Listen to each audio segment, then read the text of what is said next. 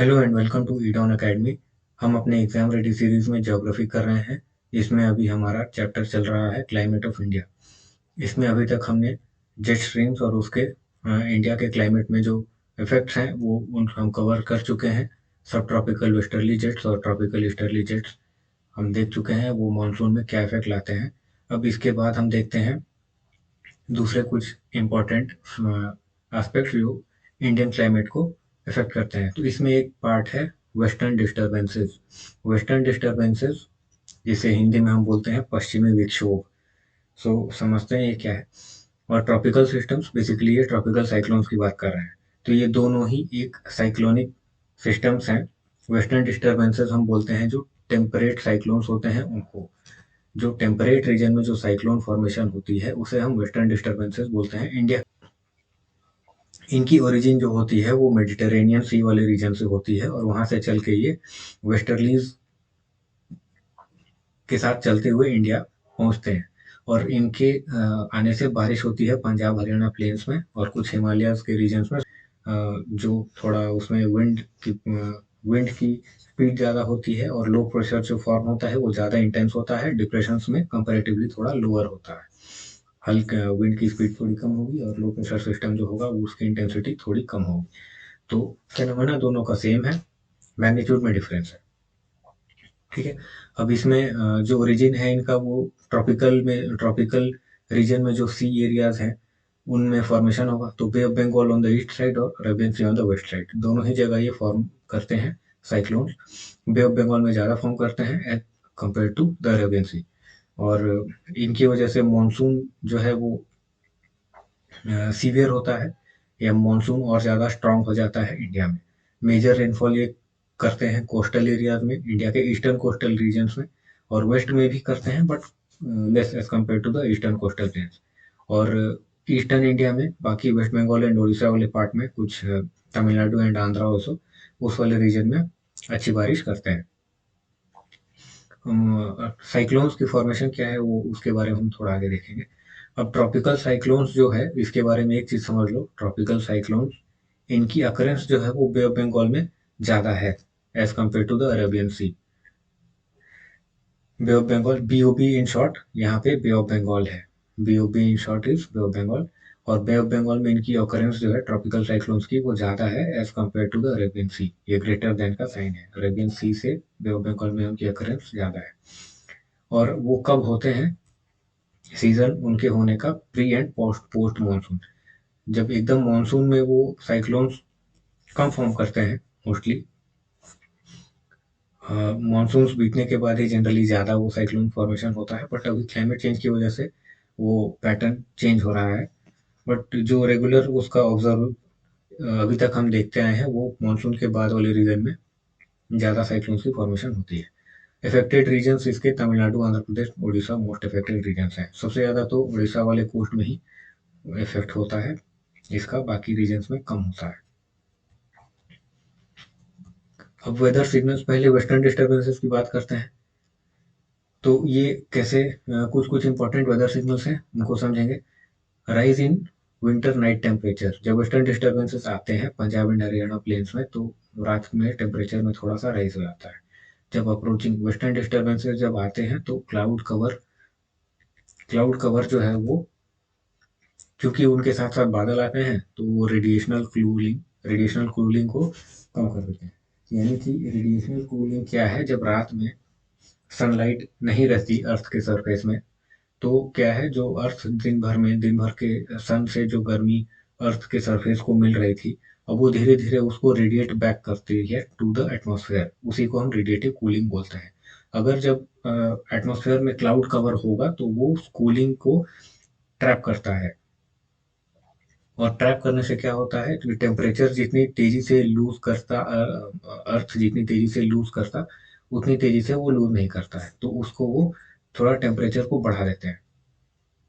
तो फिर से एक बार इसे समझ लो कि rise in winter night temperatures होते हैं वेस्टर्न डिस्टर्बेंसेस के आने की वजह से।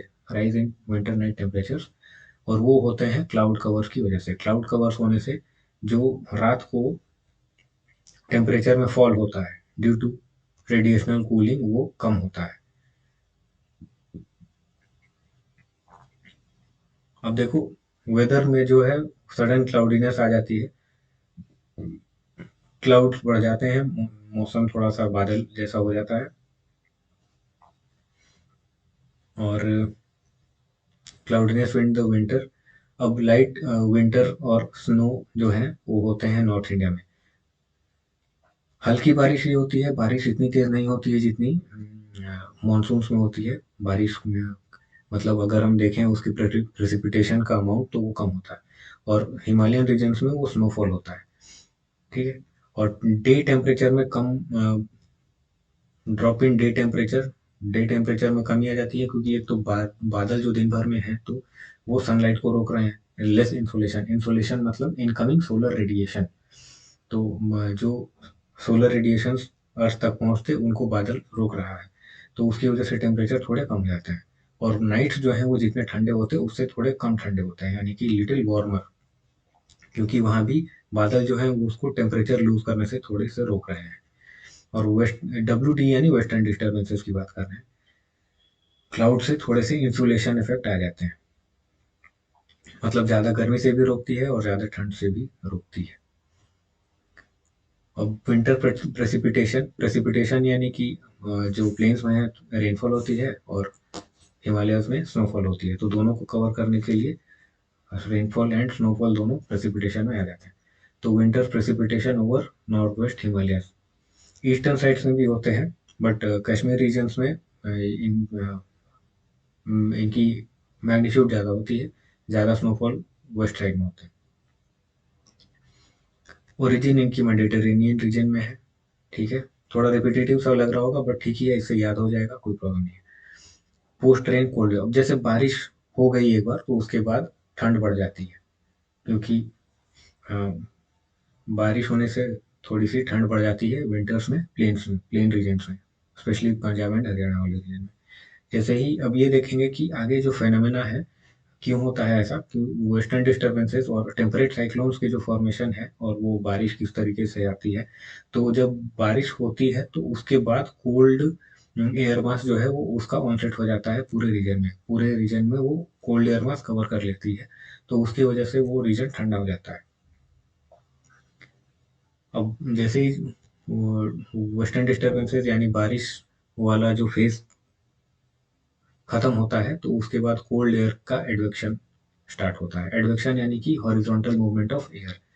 वर्टिकल मूवमेंट एक ये हुआ, ठीक है, इसको हम कन्वेक्शन बोलते हैं, और हॉरिजॉन्टल मूवमेंट ऑफ एयर ये हुआ, उसको हम एडवेक्शन बोलते हैं टेक्निकल टर्म्स में।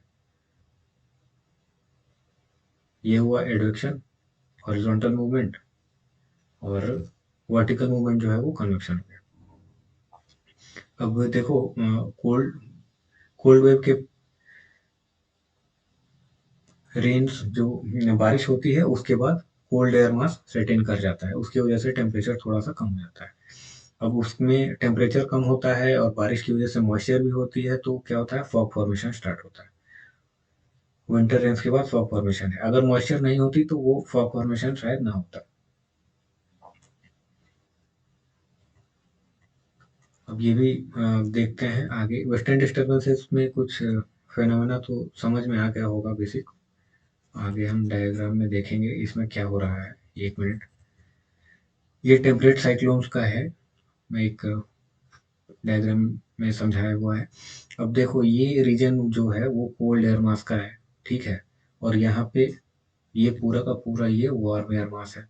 इनकी बाउंड्री जो है ये वाली जो रीजन है वो बाउंड्री है, यहाँ पे क्लाउड फॉर्मेशन होगा। ये क्लाउड फॉर्मेशन है वो इस वजह से, क्योंकि अब स्पाइरलिंग नहीं है तो ये इस तरीके से हम शो नहीं करेंगे, बट यहाँ पे क्यूमुलोनिम्बस क्लाउड फॉर्म कर रहे हैं। जो बाउंड्री है कोल्ड एयर मास की और वार्म एयर मास की, वहाँ पे क्लाउड फॉर्मेशन हो रहा है, और वहाँ पे रेन्स है, अच्छे खासे रेन्स है। अब इसी को जो बाउंड्री है इसे हम कोल्ड फ्रंट बोलते हैं, डिटेल में हम इसको क्लाइमेटोलॉजी में पढ़ेंगे। और वार्म एयर जहाँ पे कोल्ड एयर के रीजन को इन्वेड कर रहा है इस तरीके से, वार्म एयर वाला जो एयर मास है वो कोल्ड एयर मास की तरफ बढ़ रहा है, उसको हम वार्म फ्रंट बोलते हैं। एंड कोल्ड एयर मास वाला जो रीजन है उसमें, कोल्ड एयर मास वाला जो रीजन है अगर वार्म एयर के एरिया में इन कर रहा है तो उसको हम कोल्ड फ्रंट बोलते हैं। यहाँ पे लिखा है ज़्यादा डिटेल में हम इसको क्लाइमेटोलॉजी में करेंगे। अभी फिलहाल के लिए इतना समझो कि जो बॉर्डर होगा हमारा, जो फ्रंट रीजन होगा, जहाँ पे 2 एयर मासेस मीट कर रहे हैं, उनकी बॉर्डर जहाँ पे मीट कर रहे हैं, तो वो वाले रीजन्स में बारिश होगी। और जैसे ही बारिश होगी उसके बाद ये कोल्ड एयर मास ये इस तरफ अंदर आ जाएगा वार्म एयर वाले रीजन में। वार्म एयर मास वाले रीजन में कोल्ड एयर मास इन कर जाएगा और उसकी वजह से उस रीजन में ठंड हो जाती है। ये देख सकते हो यहाँ पे दिया है डायरेक्शन ऑफ टाउन मूवमेंट। ठीक है, डिटेल में फिर से इसे क्लाइमेटोलॉजी में करेंगे। अब देखते हैं वेदर सिग्नल्स जो ट्रॉपिकल साइक्लोन्स के आने से होते हैं। ट्रॉपिकल साइक्लोन्स, इनसे क्या वेदर सिग्नल्स होते हैं? सबसे पहले तो ये लो प्रेशर वाले रीजन में ही फॉर्मेशन इनकी होती है, तो सबसे पहले प्रेशर जो है वो फॉल कर जाएगा। जहाँ पे ट्रॉपिकल साइक्लोन्स आ रहे हैं उस रीजन में एयर प्रेशर जो है वो कम हो जाता है और लो प्रेशर जो है वो इंटेंसिफाइंग होता है। मतलब सराउंडिंग रीजन से उस रीजन में, साइक्लोन वाले रीजन में अच्छा खासा डिफरेंस होगा। सडन इंक्रीज इन ह्यूमिडिटी, ठीक है, दूसरा point, sudden increase in humidity and cloud bands. Humidity बढ़ जाएगी क्योंकि क्लाउड्स में मॉइस्चर होता है। Strong gusty winds and heavy rain होगा यहाँ पे, और विंड्स काफ़ी तेज होती है। Winds up to 200 kilometre per hour इतनी तेज हो सकती है। काफ़ी ज़्यादा डिस्ट्रक्शन भी होता है। अब जो सी कोस्ट वाले रीजन है वहाँ पे स्टॉर्म सर्ज एक फेनोमेना है, जहाँ पे समुद्र की लहरें हैं वो काफ़ी ऊंची उठने लगेंगी। नॉर्मल केस में जितनी समुद्र की लहरें ऊंची उठती हैं उससे कहीं ज़्यादा ऊंची उठने लगेंगी, उसे हम स्टॉर्म सर्ज बोलते हैं। ये भी होता है लो प्रेशर फॉर्म करने की वजह से। सी सरफेस टेम्परेचर जो है वो थोड़ा वार्म साइड में होता है, 26 to 27 डिग्री सेल्सियस है, उससे ज़्यादा, इससे कम में साइक्लोन की फॉर्मेशन नहीं होती है।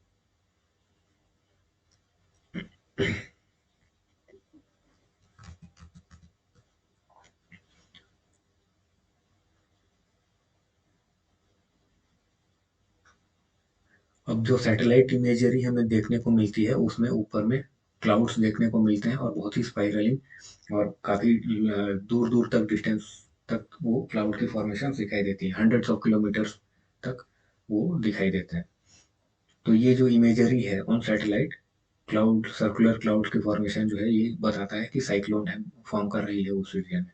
अदरवाइज अगर सिर्फ क्लाउड फॉर्मेशन होती, साइक्लोन नहीं होता, तो उस तरीके से स्पाइरलिंग क्लाउड्स नहीं बन रहे होते, जैसा कि इमेज में आप लोगों को देखा होगा, वो न्यूज रिपोर्ट में जैसा दिखाते हैं वेदर फोरकास्ट में। अब जहाँ पे वायलेंट विंड्स उस वाले रीजन में होंगे जहाँ से साइक्लोन क्रॉस कर रहा है। जैसे साइक्लोन जहाँ जहाँ से क्रॉस करेगी वहाँ पे बहुत तेज हवा आएंगे, बारिश भी बहुत तेज होगी। अब जहाँ पे आई, साइक्लोन का जो एकदम एग्जैक्ट सेंटर होता है उसे हम बोलते हैं आई ऑफ द साइक्लोन। और आई जब आ जाए वहाँ पे तो थोड़ा सा काम कंडीशंस होते हैं, बट उसके आसपास वाले बॉर्डर वाले रीजन में, बाउंड्री रीजन्स में बहुत वायलेंट विंड्स होंगे और बारिश भी बहुत तेज होगी। अब देखो ये फॉर्मेशन इनकी कैसे हो रही है। सबसे पहले तो इस वाले रीजन में लो प्रेशर बना हुआ है, ठीक है। अब वहाँ पे सभी ओर से विंड्स आ रहे हैं, सभी ओर से विंड्स आ रहे हैं और ये सर्कुलेट कर रहे हैं, धीरे धीरे सर्कुलेट करते हुए अब ऊपर ऊपर की ओर धीरे धीरे उठेंगे, ऐसे ऐसे ऐसे ऊपर उठते जाते हैं। नीचे में थोड़ा कॉम्पैक्ट होते हैं, प्रेशर यहाँ पे एटमॉस्फेरिक प्रेशर ज़्यादा होता है। नीचे से धीरे धीरे स्पाइरल करते हुए ऊपर उठते हैं, ऊपर में थोड़े मॉइस्चर ले जाते हैं अपने साथ, मॉइस्चर ले जाते हुए क्लाउड फॉर्मेशन करते हैं और ऊपर में फिर ये आफ्टर सम डिस्टेंस वो डाइवर्स करना शुरू करते हैं। जो ऊपर के बादल हमें इमेज में दिखाई देते हैं सैटेलाइट में, वो एक्चुअली डाइवर्जिंग विंड्स होते हैं साइक्लोन के, जो अपने साथ क्लाउड्स कैरी कर रहे होते हैं। जो सरफेस में, अर्थ सरफेस के क्लोज जो विंड्स हैं वो कन्वर्ज कर रहे हैं towards the low pressure area. ये सरफेस के पास में लो प्रेशर एरिया है, यहाँ पे विंड्स कन्वर्ज कर रहे हैं। वो हमें इमेज से दिखाई नहीं देता, सैटेलाइट इमेज से दिखाई नहीं देता। जो हमें सैटेलाइट इमेज से दिखाई देता है, वाइट वाइट कलर के क्लाउड्स और वो स्पाइरलिंग नेचर के, वो हमें डाइवर्जिंग विंड्स दिखाई देते हैं ऊपर के। ये डाइवर्स कर रहे हैं, ये डाइवर्स कर रहे हैं, सभी डायरेक्शन में डाइवर्स कर रहे हैं, ठीक है, और वो अपने साथ क्लाउड्स लेते हुए जा रहे हैं। और ये इनका जो फैशन है वो काउंटर क्लॉकवाइज है in northern hemisphere, counter clockwise है इन नॉर्दर्न हेमिस्फेयर।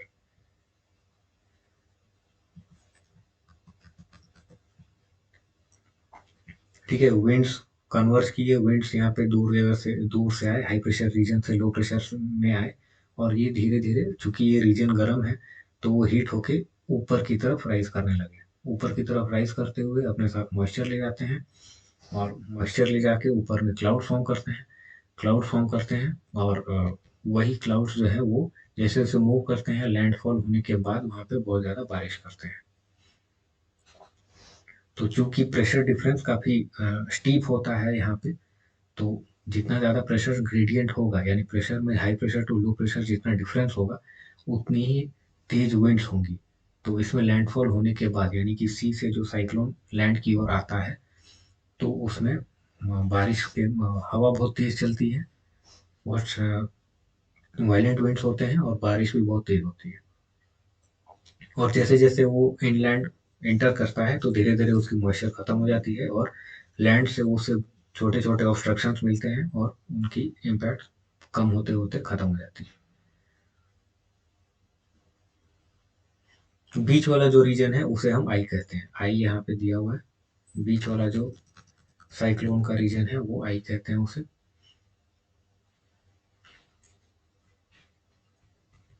अब ये भी डिटेल में हम करेंगे जब हम क्लाइमेटोलॉजी पढ़ेंगे।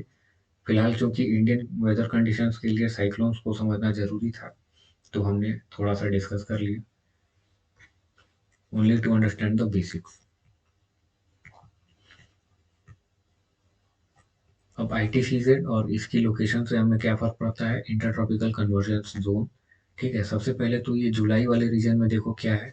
समर के टाइम में जुलाई वाले रीजन में ऑलमोस्ट 20 डिग्री नॉर्थ में गैंगेटिक प्लेन्स के ऊपर इनकी पोजिशनिंग होती है, और ये हेल्प करते हैं साउथ वेस्ट मानसून के ऑनसेट में। मानसून ट्रफ जहाँ यहाँ होता है, वो आईटीसी से जिस तरफ होगा वैसे मानसून ट्रफ फॉर्म करता है, उस रीजन में ज़्यादा बारिश होती है। इसके बाद दूसरा है इंटर ट्रॉपिकल कन्वर्जेंस जोन, जो आईटीसीजेड है, उसकी पोजिशनिंग विंटर्स में अराउंड 5 to 10 डिग्री साउथ में चली जाती है। 5 to 10 डिग्री साउथ मतलब इक्वेटर के साउथ में। अब क्या है, तो नॉर्थ ईस्ट मानसून जो ऑनसेट हो जाते हैं इंडिया में, अब उसकी वजह से लैंड में तो कुछ खास बारिश नहीं होगी, क्योंकि मॉइस्चर है नहीं, लैंड से ड्राई कंडीशंस हैं विंड में। अदरवाइज जो बे ऑफ बंगाल तक वो पहुंच जाते हैं, तब थोड़ा सा मॉइस्चर वो पिक कर लेते हैं, और तमिलनाडु कोस्ट में थोड़ी सी बारिश होती है। अब अगर आईटीसीजेड नहीं आते नॉर्दर्न प्लेन्स तक, यहाँ तक, यानी देखो 20 डिग्री नॉर्थ लैटिट्यूड तक अगर वो नहीं आते आईटीसीजेड, तो मानसून इतने अच्छे इंडिया में नहीं होते।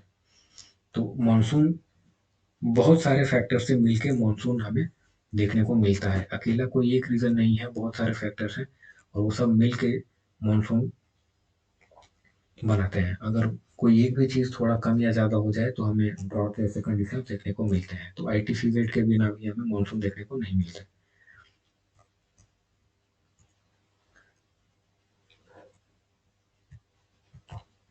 अब देखो मैकेनिज्म क्या है मानसून के फॉर्मेशन की। तो सबसे पहले तो summer heating, intense summer heating होती है, point number one. Intense summer heating होती है इंडिया की नॉर्दर्न प्लेन्स का और टिबेटन प्लेट्यू का। तो low pressure area, low pressure region form करता है नॉर्थ वेस्ट इंडिया में और नॉर्दर्न इंडिया में, जिसकी वजह से वो हाई प्रेशर रीजन यानी सी से वो विंड्स को अपनी तरफ अट्रैक्ट करते हैं ड्यू टू प्रेशर डिफरेंस। फिर उसके बाद क्या होता है, इतनी गर्मी वहाँ पे हो जाती है, तो आईटीसीजेड थोड़ा सा शिफ्ट हो जाता है नॉर्थवर्ड। 20 से 25 डिग्री नॉर्थ आईटीसीजेड शिफ्ट कर जाता है नॉर्थ की तरफ। अब उसी टाइम में क्या होता है, सब ट्रॉपिकल वेस्टर्ली जेट स्ट्रीम जो है, सब ट्रॉपिकल वेस्टर्ली जेट स्ट्रीम जो है वो रिट्रीट कर जाता है north, north of the Himalayas, यानी इंडिया से ऊपर चला जाता है। तो उसकी वजह से अब क्या होता है कि वो जहाँ से वेस्ट से विंड्स बह रहे थे ट्रोपोपॉज वाले रीजन में, सम 8 to 10 किलोमीटर ऊपर अर्थ सरफेस से, वो वाला रीजन अब खाली हो जाता है ईस्टर्ली जेट स्ट्रीम्स के लिए। ठीक है, ईस्टर्ली जेट स्ट्रीम्स फिर जैसे फ्लो करते हैं, वो अपने साथ मानसून विंड्स लेके आते हैं। अब साउथ ईस्ट ट्रेड विंड्स जो हैं, साउथ ईस्ट ट्रेड विंड्स वो इक्वेटर क्रॉस करते हुए, साउथ ईस्ट ट्रेड विंड्स के बारे में फिर से देख लें, एक बार इसको फिर से देखेंगे अच्छे से। South east trade winds equator cross करते हैं, और कोरियलिस फोर्स की वजह से डिफ्लेक्ट करते हुए south west monsoon winds form करते हैं। ये देखो, साउथ ईस्ट से जो आ रहे ट्रेड विंड्स हैं ये, साउथ ईस्ट से जो आ रहे हैं ट्रेड विंड्स हैं ये, ठीक है। इक्वेटर यानी कि ईस्ट वाले रीजन को क्रॉस करने के बाद वो डिफ्लेक्ट कर जाते हैं। वो इस डायग्राम में ज़्यादा अच्छा से समझ में आएगा।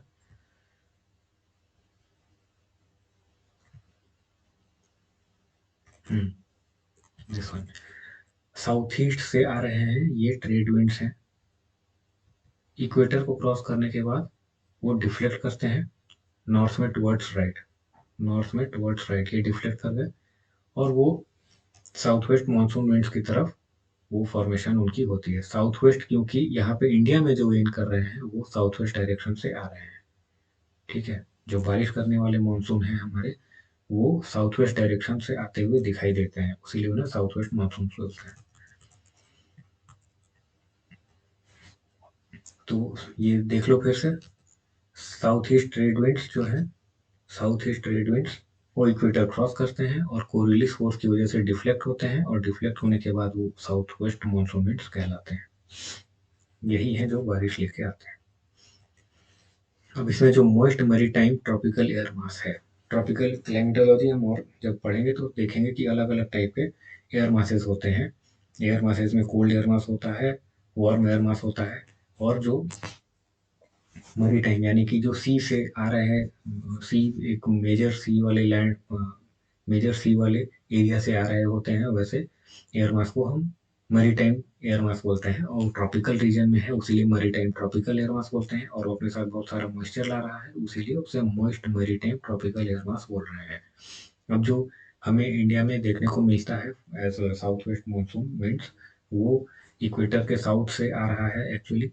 अब वो वार्म रीजन से आ रहा है, बट हाई प्रेशर रीजन से आ रहा है, रिलेटिवली हाई प्रेशर रीजन से आ रहा है, और मॉइस्चर लेते हुए आ रहा है, और वो मैरीटाइम ट्रॉपिकल एयर मास है।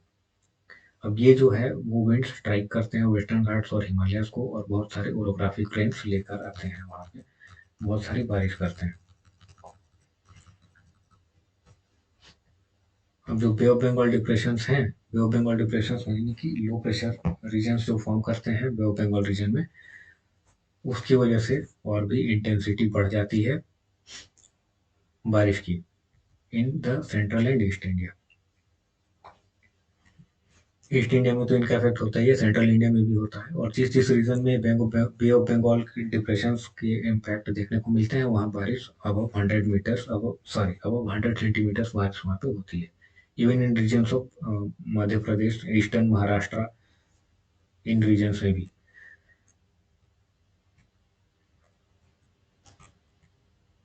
तो फिर से एक बार मैकेनिज्म ऑफ मानसून देखते हैं। सबसे पहले गर्मियों के सीजन में, समर सीजन में इंटेंस हीटिंग होती है। इंटेंस हीटिंग की वजह से लो प्रेशर फॉर्म करता है over north west India, Tibetan प्लेटू, northern India, और मेजरली नॉर्थ वेस्ट इंडिया में लो प्रेशर फॉर्म करता है।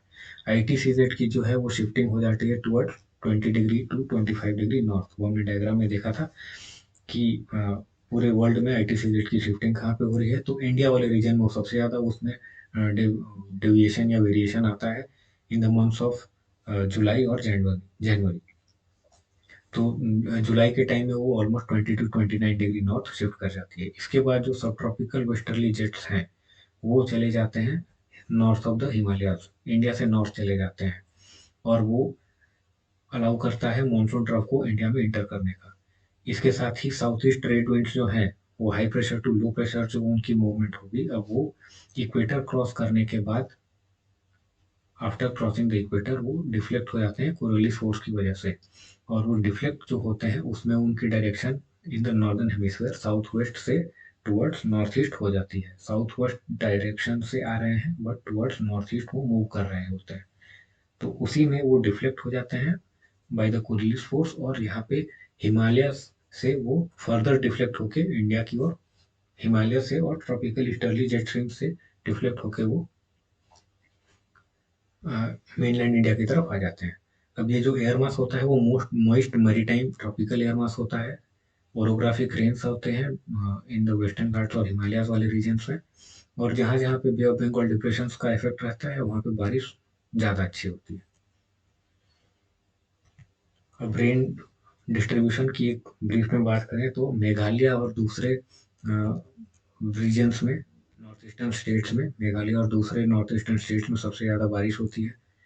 बहुत हेवी रेनफॉल है। In fact highest rainfall in the world वाले जो रीजन है वो मेघालय में है, चेरापूंजी वाले रीजन में, चेरापूंजी मौसिनराम। वेस्टर्न घाट्स के जो विंडवर्ड साइड है, यानी कि western side of the western Ghats, उनमें काफ़ी हेवी ऑरोग्राफिक रेन होती है। डेक्कन प्लेट्यू जो रीजन है, leeward side of the western Ghats, जो eastern side of the western Ghats है, वहाँ पे बारिश कम होती है, तो वो रेन शेडो एरिया है, थोड़े ड्राई है। अब आगे जो है वो फैक्चुअल चीज़ें हैं। पंजाब हरियाणा जो है विंटर रेनफॉल रिसीव करते हैं, और ये वेस्टर्न डिस्टर्बेंसेस से रिसीव करते हैं। अब ना तो ये जो पंजाब हरियाणा में जो विंटर रेन्स हैं, वो ना तो साउथ वेस्ट मानसून है, ना वो नॉर्थ ईस्ट मानसून है।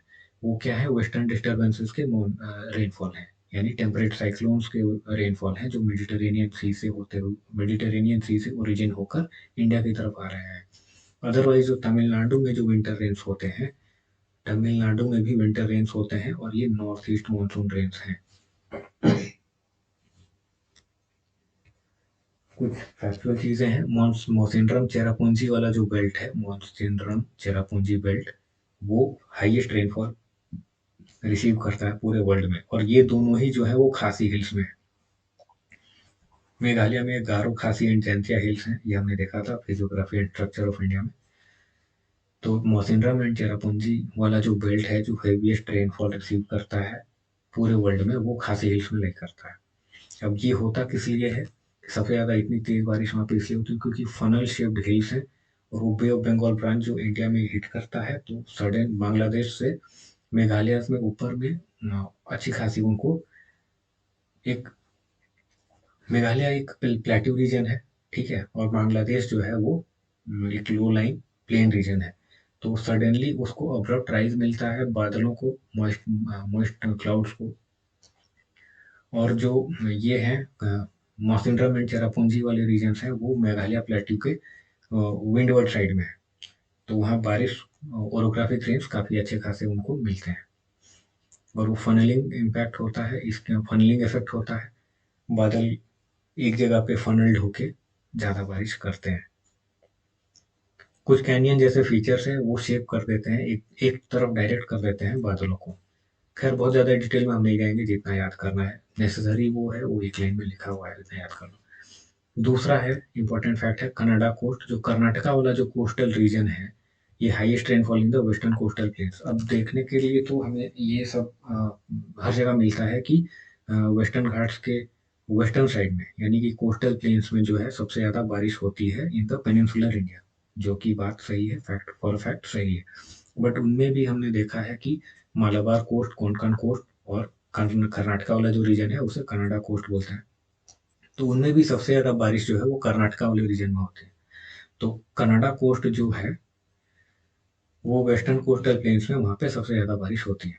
अब यहाँ पे एक जगह है अगुम्बे इन कर्नाटका, ठीक है, जो कि वेस्टर्न घाट्स में लाई करता है, इसे हम चेरापूंजी ऑफ साउथ इंडिया बोलते हैं। यहाँ पे ऑन एन एवरेज 700 सेंटीमीटर से ज़्यादा बारिश होती है। किसी किसी ईयर्स में ये ओवर 1000 सेंटीमीटर रेनफॉल यहाँ पे हुए।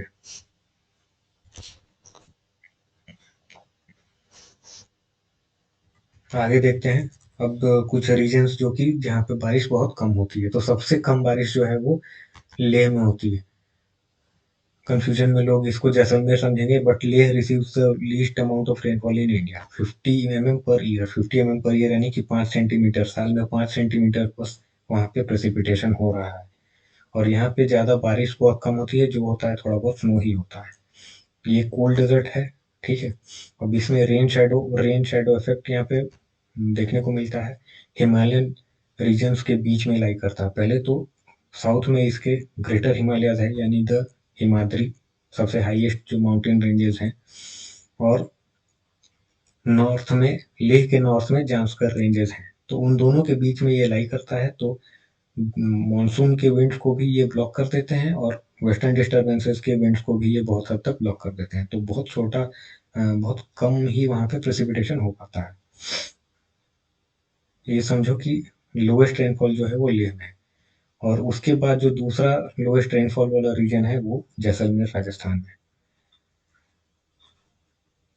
मतलब हम ये रीजन की बात कर रहे हैं, नॉट इसी में अगर आसपास में दो मेट्रोलॉजिकल स्टेशन होंगे तो हो सकता है कि सिमिलर लो रेनफॉल वहां पे दिखाई दे, बट हम रीजन की बात कर रहे हैं। तो लेह वाला जो रीजन है, लद्दाख वाला रीजन है, वहाँ सबसे कम बारिश होती है, और उसके बाद जो है सेकंड में जैसलमेर राजस्थान वाले रीजन में सबसे कम बारिश होती है।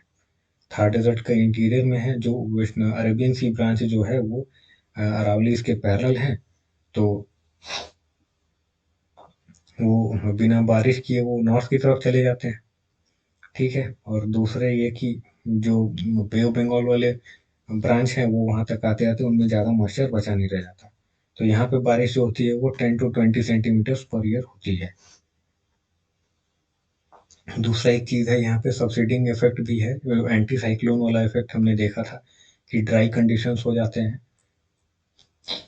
उस वजह से भी यहाँ ज़्यादा बारिश नहीं होती। सबसीडिंग एयर, जहाँ पे अपलिफ्टमेंट होगा एयर का, वो अपने साथ क्लाउड फॉर्म करेंगे, थोड़े बहुत अगर मॉइस्चर वो कहीं से ले लेते हैं तो क्लाउड फॉर्म करके बारिश करेंगे, बट अदरवाइज अगर सबसीडिंग एयर है, एयर जो ऊपर से नीचे की तरफ आ रही है, वो बारिश कभी नहीं करेगी।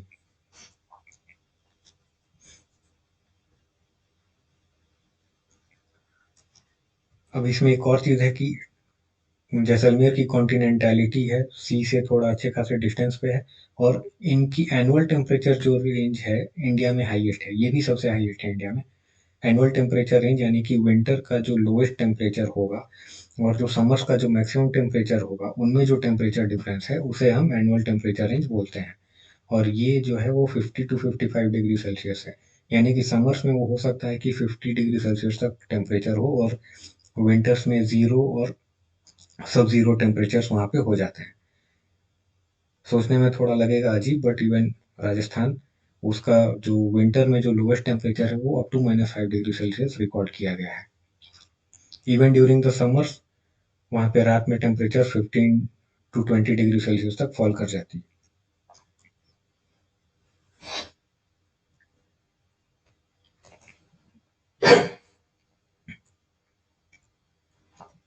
अब ये कॉन्टिनेंटल और मैरीटाइम इफेक्ट, इनका क्लाइमेट टाइप्स में क्या इफेक्ट पड़ता है। कॉन्टिनेंटल वो हैं जो सी के पास हैं, सॉरी, कॉन्टिनेंटल वो हैं जो सी से काफी दूर हैं, और मैरीटाइम वो हैं जो सी के बिल्कुल पास हैं।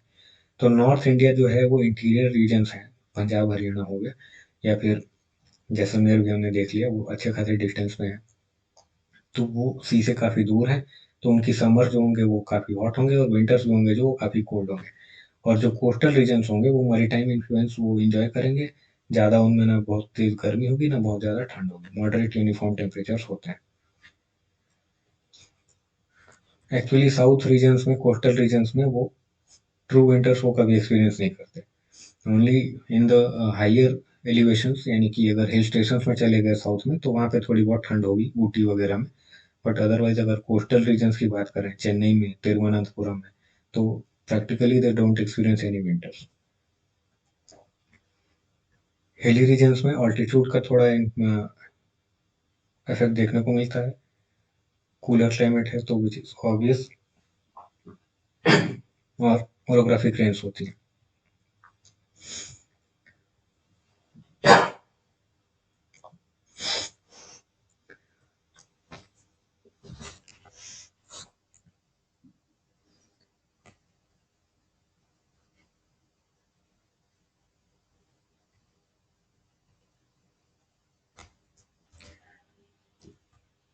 इसके आगे है जेट स्ट्रीम्स और अपर एयर सर्कुलेशन, और उनका जो इफेक्ट है इंडियन मानसून में, ये हम अगले लेक्चर में करेंगे। सो फार अभी हमने देख लिया मानसून किस तरीके से फॉर्म कर रहा है, और क्या मैकेनिज्म है उसके फॉर्मेशन की, किस रीजन्स में ज़्यादा बारिश हो रही है, कुछ इंपॉर्टेंट फैक्ट जो हाईएस्ट रेनफॉल और लोएस्ट रेनफॉल वाले रीजन्स भी हमने डिस्कशन किया। ठीक है, इसमें याद करने की चीज़ें ज़्यादा है, वो याद कर लेना लेक्चर देखने के लिए। Thank you.